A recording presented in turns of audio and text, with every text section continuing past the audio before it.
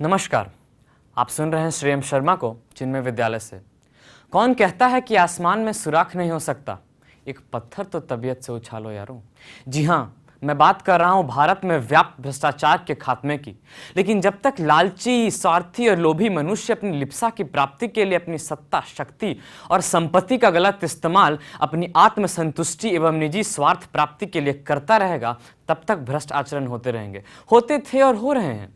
मुद्रा राक्षस में भी इसके प्रमाण मिलते हैं कि किस प्रकार चाणक्य ने धनानंद के सामंत राक्षस को घूस देकर नगर के द्वार खुलवा दिए। प्राचीन काल से लेकर आज तक इतिहास के हर पन्ने में, समाज के हर हिस्से में एवं विश्व के कोने कोने में भ्रष्टाचार एक ऐसा रोग बन गया है जो कि लोगों के दिमाग को भ्रष्ट कर रहा है, उनके दिलों से ईमानदारी को हटाकर बेईमानी, चोरी और घोटाले जैसे अनैतिक कार्यों को बढ़ावा दे रहा है।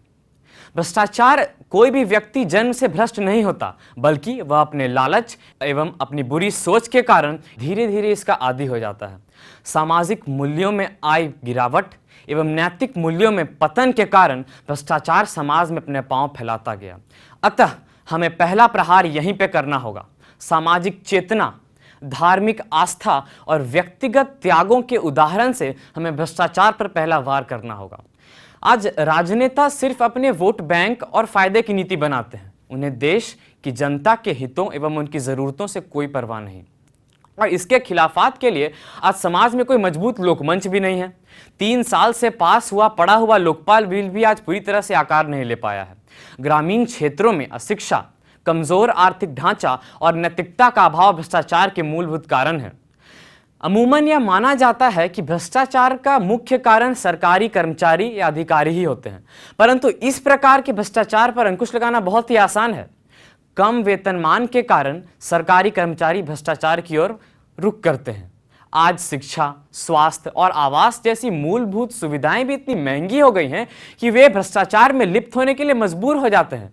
अतः सरकार को उन्हें उचित वेतनमान देकर उनके परिवार एवं बच्चों को उचित एवं मुफ्त शिक्षा एवं स्वास्थ्य व्यवस्था देकर उन्हें भ्रष्टाचार से विमुक्त कर सकती है।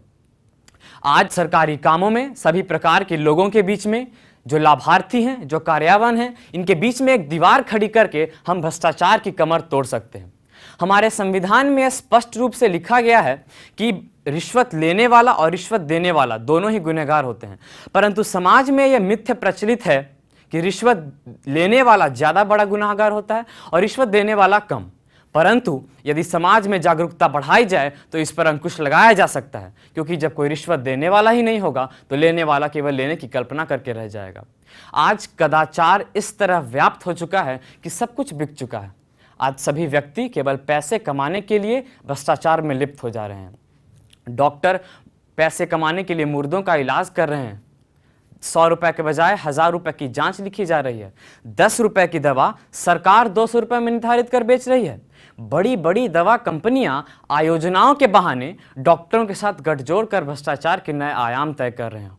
इंजीनियर अपने निजी स्वार्थ के लिए ठेकेदारों के साथ गठजोड़ कर ऐसी सड़कें, ऐसी मकानें और ऐसे बांध बना रहे हैं जो कि उद्घाटन के पहले ही टूट जाते हैं या उद्घाटन के दिन टूट जाते हैं। अतः हमें इन गठजोड़ों को तोड़ना होगा। कॉमनवेल्थ गेम्स में 40-50 हजार रुपए की कीमत वाले एसी के किराए लाखों में दिए गए। इन सभी प्रकार के गठजोड़ों पर हमें अंकुश लगाना होगा। मिठाई वाले दूध और मिठाई में जानलेवा पदार्थ का मिश्रण कर रहे हैं। सब्जी वाले इंजेक्शन और जहरीले रंगों का प्रयोग कर रहे हैं। फलों में मोम और प्लास्टिक का लेप लगाया जा रहा है। व्यापारी भाई चावल और दाल में बालू तो छोड़िए, प्लास्टिक के चावल मिला रहे हैं।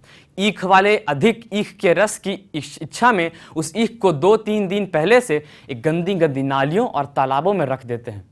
यदि इस प्रकार के भ्रष्टाचार को हमें समाप्त करना है तो जन जागरूकता और सतर्कता बढ़ानी होगी। इन प्रकार के व्यापारियों का व्यापारिक एवं सामाजिक बहिष्कार करना होगा।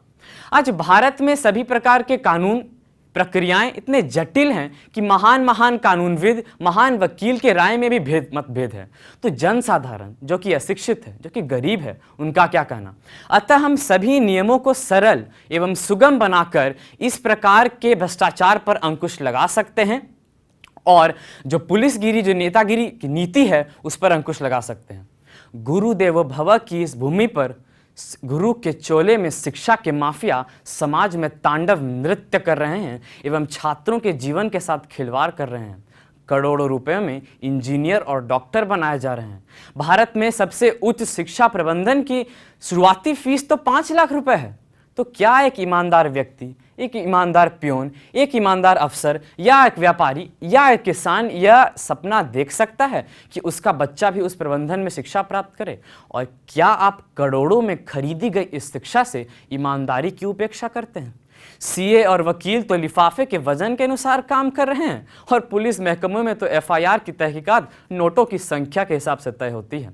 सरकारी न्यायालयों में तो व्यापक भ्रष्टाचार की चर्चा करना तो समय की बर्बादी होगी।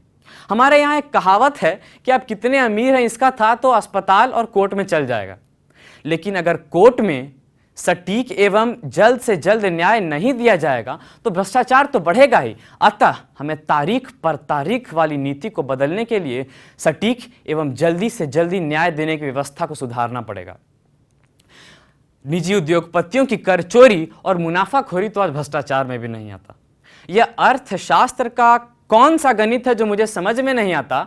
10 रुपए एमआरपी वाले चीन निर्मित वस्तु बाजार में आते आते 100 रुपए के हो जाते हैं और वहीं बड़ी बड़ी मॉलों में बड़ी बड़ी कंपनियों के सामान पर 50, 60, 70% का डिस्काउंट चलता है। By one get one free का ऑफर चलता है। यह केवल भ्रष्टाचार और कर चोरी का गणित है। इस पर सरकार को अंकुश लगाना होगा। यदि हमें भारत को भ्रष्टाचार मुक्त बनाना है तो हमें इन सभी प्रकार के गठजोड़ों को तोड़ना होगा। कड़े नियमों का भय दिखाना होगा। सरल, पारदर्शी एवं सुगम नियम बनाने होंगे। स्वविवेक के अधिकारों पर अंकुश लगाना होगा। नैतिकता को बढ़ावा देने के लिए आसाराम और राम रहीम जैसे धर्म के ठेकेदारों से धर्म को बचाना होगा एवं सबसे महत्वपूर्ण सरकारी अधिकारियों को उचित वेतनमान एवं उनके बच्चों, उनके परिवार को उचित एवं मुफ्त शिक्षा एवं स्वास्थ्य व्यवस्था देकर उन्हें भ्रष्टाचार से विमुक्त कराना होगा। सीबीसी और सीबीआई जैसे संस्थान जो कि आज केवल सरकारी तोते बनकर रह गए हैं, उन्हें सरकार से पूर्णतः मुक्त कराना होगा, क्योंकि सरकार में बैठे लोगों के पास ही भ्रष्टाचार करने के ज़्यादा मौके होते हैं। हाल ही में सरकार के द्वारा लाया गया विमुद्रीकरण और जीएसटी भ्रष्टाचार के खात्मे के लिए बहुत सराहनीय कदम है। यदि जीएसटी के प्रावधानों को सही रूप से लगाया गया तो कर चोरी और मुनाफाखोरी पर निश्चित रूप से बहुत हद तक अंकुश लगाया जा सकता है। एक बात कहना चाहूंगा कि यदि पेट्रोल पंप पर पेट्रोल भरने वाला व्यक्ति भारत का सबसे अमीर व्यक्ति बन जाता है तो मुझे यह सोचने पर विवश कर देता है कि यह प्रेरणा का विषय है या संवेदना का। आज हमारे बीच महात्मा गांधी नहीं है, वरन ऐसे ही बड़े बड़े व्यापारी हैं। हमें इन सब को तोड़कर आसमान में सुराख करना होगा। एक बात तो तय है कि आज के युग में भारत को भ्रष्टाचार मुक्त बनाना बड़ा ही कठिन है, लेकिन भविष्य में भारत को भ्रष्टाचार मुक्त बनाया जा सकता है और इसकी जिम्मेदारी पड़ती है युवाओं पर। परंतु विडंबना देखिए, 30% युवा जस्टिन बीबर में है, 30% युवा डेस्पासिटो सुनने में व्यस्त है और बाकी 40% युवा भाषण सुनने में व्यस्त है। अतः यह हम पर निर्भर करता है, देश की जनता पर निर्भर करता है कि भारत को किस प्रकार भ्रष्टाचार मुक्त बनाना चाहिए और एवं चाणक्य के अखंड भारत एवं राम राज्य के सपने को पूर्ण किस प्रकार करना चाहिए। बहुत बहुत धन्यवाद।